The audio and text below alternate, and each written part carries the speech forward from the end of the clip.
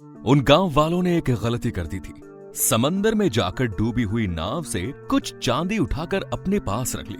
इसके बाद तो अपनी चांदी को वसूलने के लिए इस अवैध चांदी के अवैध मालिक ने पूरे गांव को बंधक बनाकर उनकी तब तक पिटाई की जब तक कि केंद्र सरकार ने दखल नहीं की, क्योंकि सरकार के स्थानीय सरकारी कर्मचारी जनता से सैलरी लेने के बाद भी भाई ठाकुर की चांदी का चमचा बने हुए थे। जी हाँ, आज हम बात कर रहे हैं जुर्म की दुनिया के एक और बेताज बादशाह भाई ठाकुर की, जिसने डेवलप होती मुंबई के बड़े हिस्से पर सारी जिंदगी जुर्म हुकूमत की। आइए जानते हैं कौन था भाई ठाकुर, कैसे बन गया जुर्म की दुनिया का बेताज बादशाह। आजादी के बाद दिसंबर 1953 में मुंबई के निकट वसई में रहने वाले विष्णु ठाकुर के घर एक बालक का जन्म हुआ। माँ बाप ने इसका नाम जयेंद्र रखा। ये वो दौर था जब मुंबई और वसई के बीच काफी लंबी दूरी थी और इतनी दूरी तक ये जमीन खाली थी। 70 के दशक में जब मुंबई का तेजी से डेवलपमेंट होने लगा, तब मुंबई की सीमाएं भी बढ़ने लगी। जब मुंबई के बड़े बड़े बिल्डर और कंस्ट्रक्शन कंपनियों ने मुंबई के आसपास की जमीन को खरीदना शुरू किया, वो लोगों को जमीन की अच्छी कीमत देकर उनकी जमीन खरीदना चाह रहे थे। लेकिन बदलते वक्त की नब्ज को पहचानते हुए इसी बीच में भाई ठाकुर ने इसका बेनिफिट उठाया। जयेंद्र ठाकुर ने, जिसे अब भाई ठाकुर के नाम से जाना जाने लगा, उसने इस क्षेत्र में रहने वाले लोगों से बड़े ही सस्ते दामों में जमीन खरीद ली, क्योंकि वो समझ चुका था कि अब इस एरिया का डेवलपमेंट काफी तेजी से होगा, तो डेफिनेटली जमीन की कीमतें बढ़नी ही थी। जिसने सीधे सीधे जमीन बेच दी वो तो बचा रह गया, लेकिन जिसने जमीन या घर बेचने में आनाकानी की, भाई ठाकुर ने फिर उसे नहीं छोड़ा। इसकी वजह से इस क्षेत्र में ठाकुर फैमिली का दबदबा बनने लगा और ये फैमिली अमीर होती ही चली गई। लेकिन फादर ऑफ अंडरवर्ल्ड के नाम से जाने जाने वाले भाई ठाकुर की अपराध की दुनिया में सक्सेस के पीछे जियोलॉजिकल और सिस्टमैटिक एनवायरमेंट काम कर रहा था। आइए उसे समझने की कोशिश करते हैं। आजादी के बाद के समय में मुंबई की इंपॉर्टेंस काफी बढ़ गई। देश के दूसरे हिस्सों से लोग यहाँ आकर अपना काम धंधा चलाने लगे, रोजी रोटी कमाने लगे। ये शहर देश के इकोनॉमिक कैपिटल की तरह ग्रोथ कर रहा था। देश के लोगों के साथ साथ दुनिया के दूसरे हिस्सों में भी मुंबई का नाम हो रहा था। इस डेवलप होती मुंबई के दो हिस्से थे। एक तो मेन मुंबई, जो पहले से ही अंग्रेजों द्वारा एक आइलैंड पर बसाई गई थी, और दूसरी थी रूरल मुंबई, जिसके भीतर बसई, विरार, नाला सोपारा जैसे इलाके आते थे। अगर आप मुंबई के पूरे मैप पर गौर करेंगे तो आपको पता चलेगा कि किस तरीके से समंदर का पानी वसई, विरार को मुंबई से अलग कर रहा है। जियोग्राफी स्ट्रक्चर के अकॉर्डिंग यहाँ के बीच पानी की इस धारा को खाड़ी कहा जाता है। इस वैसे खाड़ी उस जल क्षेत्र को कहते हैं जिसके तीन तरफ जमीन होती है। नॉर्मली अगर किसी को वसई, विरार, नाला सोपारा की तरफ से होते हुए मुंबई जाना हो तो उसे काफी लंबे रास्ते से घूमकर जाना पड़ता था। इसमें टाइम और एनर्जी दोनों वेस्ट होती थी। उस समय यह पूरा इलाका मुंबई के ठाणे जिले में आता था और मुंबई का ठाणा जिला उस समय देश का सबसे बड़ा जिला होता था। मुंबई की वसई, विरार से इस दूरी का एक बेनिफिट भाई ठाकुर को ये हुआ कि मुंबई के लोकल गैंगस्टर इस इलाके में आकर अपना धंधा नहीं चला पाते थे, क्योंकि ये काफी दूर पड़ता था। इसके अलावा मुंबई के इस इलाके को केवल एक कमिश्नर रैंक का अधिकारी हैंडल करता था। यहाँ पर पुलिस के एक डीएसपी की पोस्टिंग होती थी, जिसके साथ इंस्पेक्टर रैंक के अफसर और कुछ कांस्टेबल हुआ करते थे।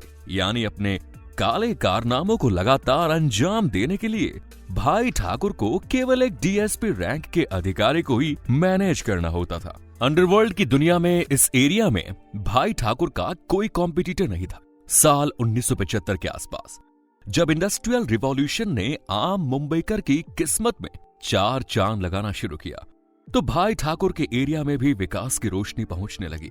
उस क्षेत्र में पानी की बड़ी किल्लत थी। लोगों की पानी की समस्या को दूर करने के लिए सरकार ने वहां पर कुएं खोदने चाहे, लेकिन भाई ठाकुर के लोगों ने सरकार को ऐसा करने ही नहीं दिया। इसके अलावा सरकार ने लोगों की पानी की समस्या को सॉल्व करने के लिए जितने भी इंतजाम किए, उन इंतजामों की भाई ठाकुर के लोगों ने हवा निकाल दी। इसके बाद भाई ठाकुर के पास पानी के टैंकरों की एक लंबी लाइन थी। इसके जरिए भाई ठाकुर ने लोगों के पास पानी सप्लाई शुरू की और इसके बदले वो लोगों से पैसे वसूलता था। इस तरह भाई ठाकुर ने पानी बेचकर पैसे कमाना शुरू किया। इन्हीं पैसों से वो लोगों की जमीन सस्ते दामों पर खरीद लिया करता था और फिर उन्हें ऊंचे दाम पर मुंबई के बिल्डर्स को बेच दिया करता था। इसके अलावा मुंबई के किसी बिल्डर को अगर कोई जमीन खाली कराने में दिक्कत होती थी तो वो पुलिस और कानून की मदद नहीं लेता था, सीधे सीधे भाई ठाकुर के दरवाजे में पहुंच जाता था और भाई ठाकुर अपने पावर को यूज करके जमीन के मालिक को या तो न्यूट्रलाइज कर देता था या फिर उसे इतना मजबूर कर देता था कि वो जमीन या घर छोड़कर चला जाता था। बदले में भाई ठाकुर की तिजोरी भर जाती थी। लेकिन इसके बाद भी भाई ठाकुर अपने एरिया में हफ्ता वसूली करता था। इसके साथ ही लोगों की हत्या करना उसके बाएं हाथ का खेल था।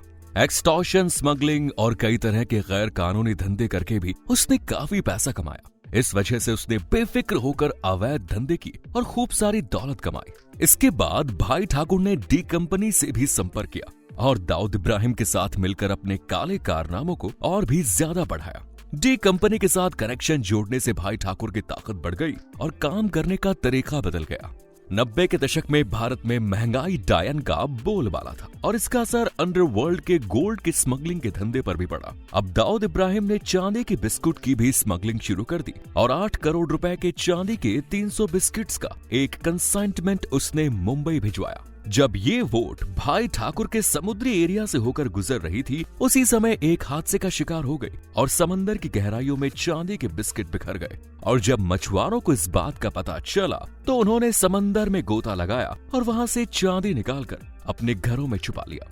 जब दाऊद इब्राहिम को यह पता चला कि उसका सिल्वर कंसाइनमेंट भाई ठाकुर के इलाके में समुद्र में डूब गया है, तो उसने इस मामले में भाई ठाकुर से संपर्क किया और चांदी को रिकवर करने के लिए कहा। तब कहते हैं कि गांव वालों से उस चांदी को निकलवाने के लिए भाई ठाकुर ने उस पूरे के पूरे गांव को 8 महीने तक बंदी बना लिया था।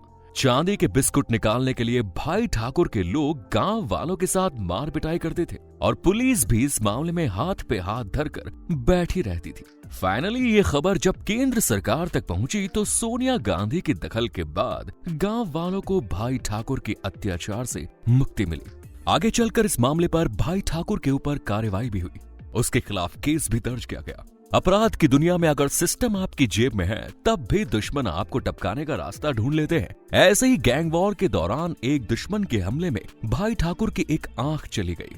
भाई ठाकुर के खिलाफ एक और मामला बना जो चर्चा में रहा और इसके ऊपर भी भाई ठाकुर पर केस चलता रहा।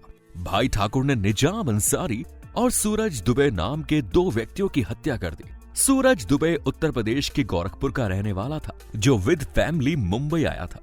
वहां वो नाला सुपारा में रहकर उसने भी भाई ठाकुर के एरिया में कंस्ट्रक्शन का काम शुरू किया। एक प्लांट को लेकर सूरज दुबे और भाई ठाकुर में विवाद की स्थिति बन गई। दरअसल उस प्लॉट को भाई ठाकुर खरीदना चाहता था। इसके लिए भाई ठाकुर ने सूरज दुबे को मिलने के लिए बुलाया और उसे प्लॉट को खरीदने की बात की। दरअसल भाई ठाकुर उस प्लॉट को काफी कम कीमत पर खरीदना चाहता था, इसलिए सूरज दुबे ने उस प्लॉट को बेचने से मना कर दिया। इसके बाद भाई ठाकुर के लोगों ने सूरज दुबे को मुंबई के विले पार्ले में एक शादी समारोह के दौरान गोलियों से छलनी कर दिया। इसके बाद भाई ठाकुर के फैमिली मेंबर्स ने राजनीति में एंट्री ली। साल 1990 में भाई ठाकुर के छोटे भाई हितेंद्र ठाकुर ने कांग्रेस पार्टी के टिकट से एमएलए का चुनाव लड़ा और जीत गया। इसके बाद साल 1991 में महाराष्ट्र में सुधाकर नायक महाराष्ट्र के मुख्यमंत्री बने। उन्होंने सूरज दुबे हत्याकांड की फाइल खुलवाई और नए सिरे से जांच करवाई। इस दौरान उस एरिया के पुलिस ऑफिसर भी बदल गए। इस दौरान रेलवे के डीआईजी एसएस राडकर ने मामले की जांच की और इस मामले में भाई ठाकुर को अरेस्ट किया गया। आगे चलकर भाई ठाकुर को पैरोल मिली और पैरोल से वो फरार हो गया। लेकिन इसके 2 साल बाद ही भाई ठाकुर और सुभाष ठाकुर के साथ कुछ अन्य लोगों को दिल्ली पुलिस ने नेपाल बॉर्डर से गिरफ्तार कर लिया। वो इन लोगों को लेकर दिल्ली आई और फिर उनसे पूछताछ की। पूछताछ के दौरान इन लोगों ने एक्सेप्ट किया कि उन्होंने अब तक 400 लोगों की हत्याएं की है। इसके बाद भाई ठाकुर को उम्र कैद की सजा हुई। भाई ठाकुर उम्र कैद की सजा काटते हुए समय समय पर पैरोल पर बाहर आता और फिर वापस जेल में चला जाता। लेकिन इतना सब होने के बावजूद भी भाई ठाकुर का क्राइम वर्ल्ड बराबर काम कर रहा था। आज उम्र कैद की सजा काटकर भाई ठाकुर एक बार फिर बाहर आ गया है और राजनीति में दांव पेच आजमा रहा है। अपराध की काली कमाई से भाई ठाकुर ने अरबों रुपयों का साम्राज्य खड़ा किया। उसने अपने पैसों को कई कंपनियों में इन्वेस्ट भी किया है। भाई ठाकुर का बंगला किसी महल से कम नहीं। उसकी पूरी जिंदगी राजश्री ठाट बाट में बीती है। उसके पास दुनिया की सबसे महंगी कारों का कलेक्शन है। आपको क्या लगता है, क्या सचमुच कानून सबके लिए बराबर है और कानून का इम्प्लीमेंटेशन एक बराबर होता है? क्या अपराधियों को गिरफ्तार करने के साथ साथ अपराध के जरिए कमाई गई उनकी तमाम संपत्तियों को सीज नहीं किया जाना चाहिए? क्रिमिनल के साथ साथ उसके क्राइम वर्ल्ड के नेक्सस को भी खत्म नहीं किया जाना चाहिए ताकि लोगों का कानून पर भरोसा कायम हो। वीडियो पसंद आई तो दोस्तों लाइक करें, शेयर करें, चैनल को जरूर सब्सक्राइब करें। धन्यवाद।